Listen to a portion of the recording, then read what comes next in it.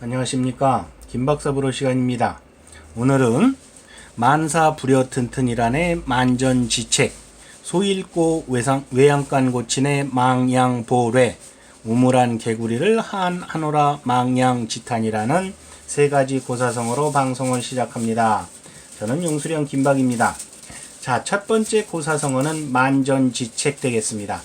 일만만, 운전할 전, 갈지, 꾀책으로 구성되어 있습니다. 조금의 허술함도 없는 완전한 대책이라는 의미 되겠습니다. 후한서에 기록되어 있는 내용이라 할 수 있습니다. 후한말, 우리나라 조조의 군대와 북방 최대의 군벌인 원소의 군대가 관도라는 곳에서 대치하고 있었습니다.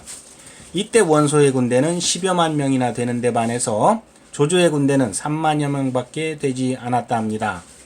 이렇게 수적으로는 조조의 군대가 열세에 있었지만 백마의 싸움에서 원소의 명장인 알량과 문추를 관우를 동원해서 격파하여 죽게 하는 등 원소에게 상당한 타격을 주고 있었다 합니다. 그렇지만 병력의 수적인 면에서 워낙 뒤떨어졌기 때문에 조조는 한때 도읍인 허창으로 후퇴하려는 계획도 세워보았다 합니다. 원소는 원소대로 병력 수에 있어서는 절대 우위에 있었지만 형세가 불리하다고 판단해서 형주 목사인 유표에게 도움을 청했다 합니다. 유표는 말로는 도와주겠다고 하고는 팔짱을 끼고 관망만 하고 있었습니다.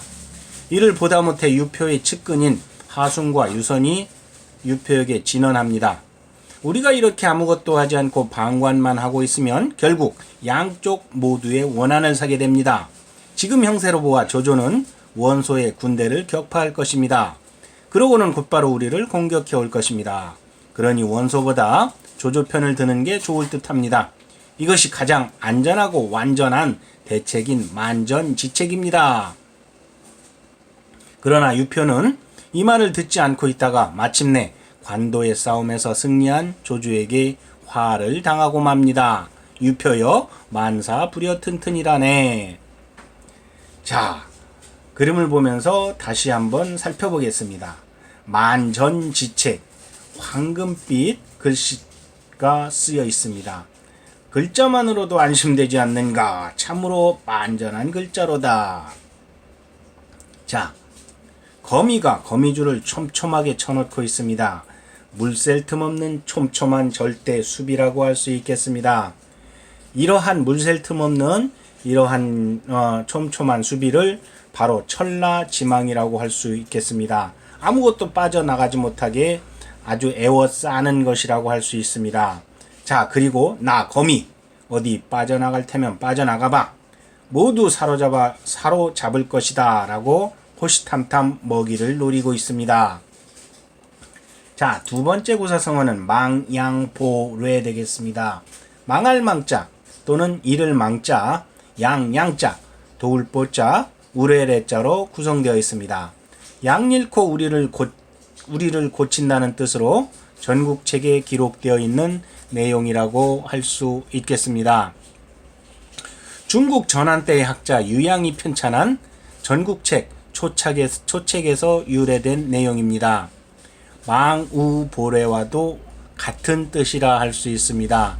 여기서 망우보례는 우리가 자주 쓰고 있는 소 잃고 외양간 고친다는 뜻이 되겠습니다. 중국 전국시대에 초나라에 장신이라는 대신이 있었답니다. 하루는 초양왕에게 사치하고 음탕하여 국고를 낭비하는 신하들을 멀리하고 왕 또한 사치한 생활을 그만두고 국사에 전념할 것을 충언하였다 합니다. 그러나 왕은 오히려 욕하며 장신의 말을 듣지 않았습니다. 장신은 결국 조나라로 갔는데 5개월 뒤 진나라가 초나라를 침공하여 양왕은 성양으로 망명하는 처지에 놓이게 되었습니다.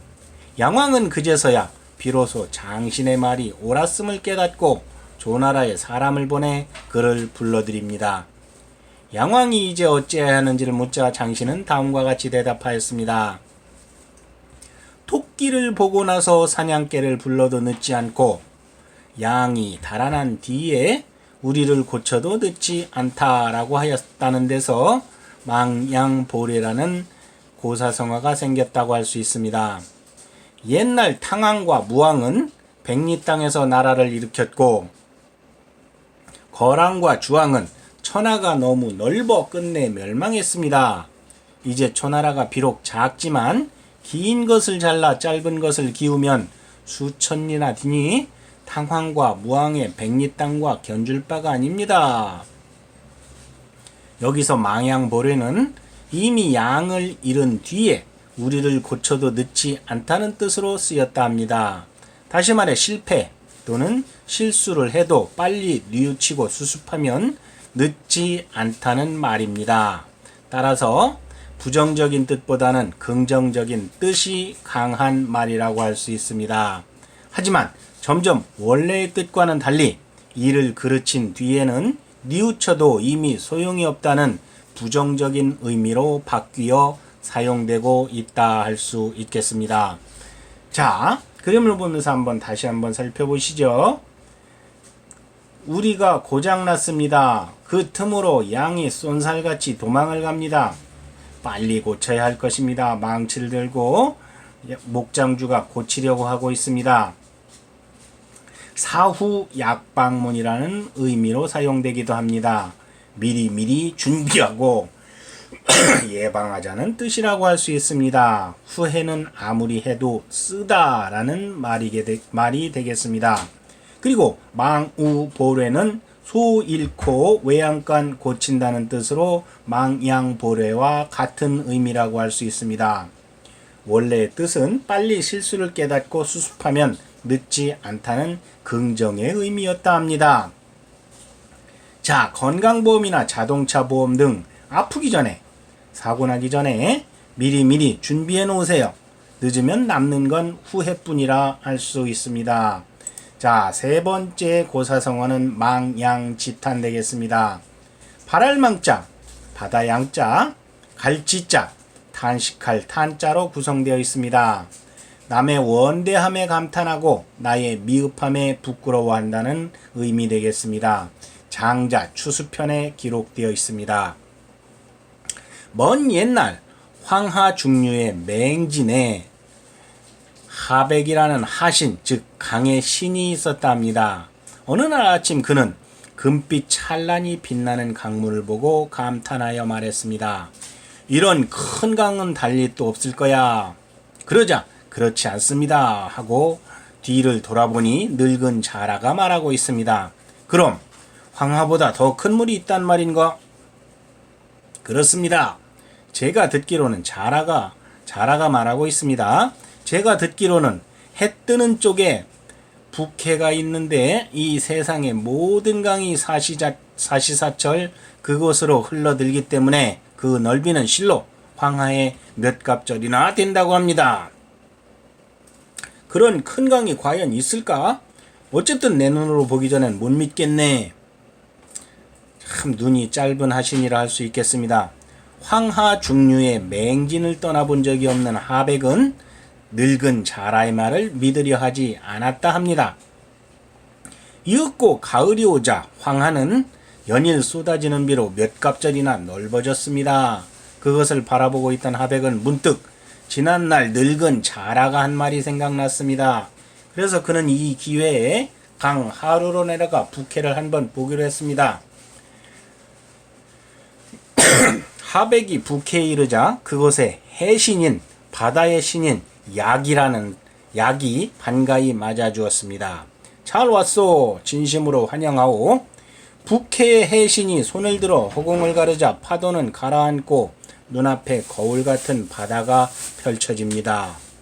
세상에는 황하 말고도 이처럼 큰 강이 있었단 말인가? 하백은 이제까지 세상 모르고 살아온 자신이 심히 부끄러웠다 합니다. 나는 북해가 크다는 말을 듣고도 이제까지 믿지 않았습니다. 지금 여기서 보지 않았더라면 나는 나의 짧은 단견을 깨닫지 못했을 것입니다. 북해의 신이 웃으며 말했습니다. 우물한 개구리, 즉 정저 지화였구려. 대해를 모르면 그대는 식견이 낮은 신으로 끝나버려 사물의 도리도 모를 뻔했소. 그러나 이제 그대는 거기서 벗어난 것이요 라고 격려를 해주고 있습니다. 자, 그림을 보면서 다시 한번 생각해 보시죠. 드넓은 바다를 그린 그림이 있습니다. 저 드넓은 바다를 보라. 끝이 보이지 않는구나. 참 넓다, 그치? 자, 그리고 하백과 해신의 그림이 그려져 있습니다. 강을 벗어나 바다에 이르러 비로소 세상의 넓음에 감탄하노라. 내가 우물한 개구리였구나 라고 이렇게 부끄러워하는 하백의 모습이 있습니다. 그리고 우물 안에 행복한 개구리가 있습니다.